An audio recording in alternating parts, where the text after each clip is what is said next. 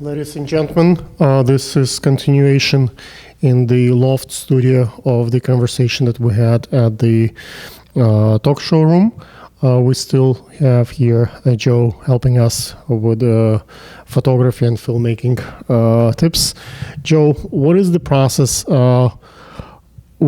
before you stepping in the studio, and what do you do, or how do you set up the mood so what you produce has the most value?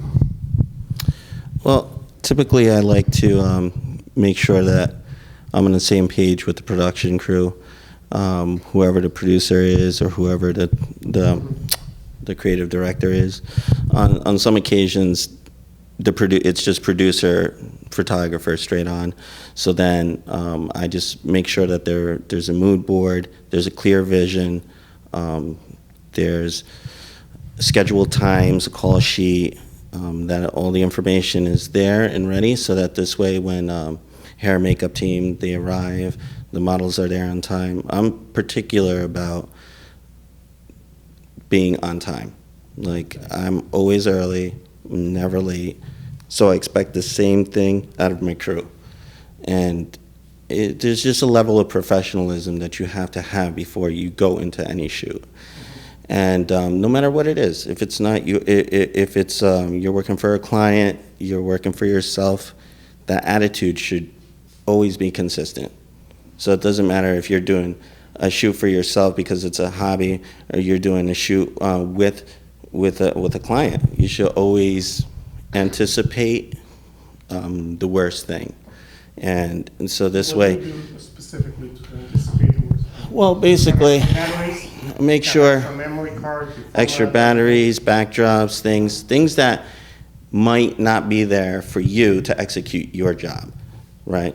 So let's say you do your wedding shot. Let's say the location is not available. Do you have a backup location?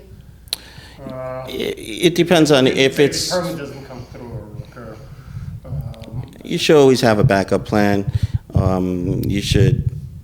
Sometimes things don't work out. Cameras, you have extra. 2 cameras, additional stuff. People who shoot for you. Mm-hmm.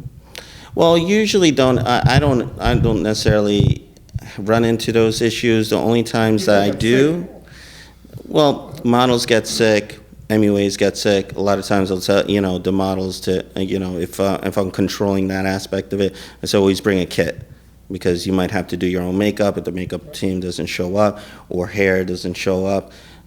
We have something usually at the studio. We'll have some kind of makeup kit or hair kit just in case that team doesn't show up. But also making sure that the people on the crew understand the final product. So this way you're all on the same page and people stay in their lane, if that makes sense. So. For example, you control people who work for you. Should be staying their lane, but you, as a producer, in that sense, kind of you step in different directions. You're a makeup person, you're a hair person, you're a photographer, you're a stylist. You are way more than just being a photographer in that sense, right? Yeah, you have to always. Look, even hair and makeup team, they always have to prepare themselves because it's your work that's coming out, right? So you want to make sure that it's represented well. You want to always be prepared for the worst, right? So I even had a good friend of mine who was a stylist that had to step in as a photographer because the photographer just, So you need to know the gaffing, you need to know the light. It's helpful. It's helpful if you do. So this way you're not so locked into this like, okay, well, I'm just going to do my job, and hey, that's not my problem, Yeah. Usually, that's the whole essence of working as a team. You work as a team to execute the best product, right? What were you going to say? Can you shut it for a second?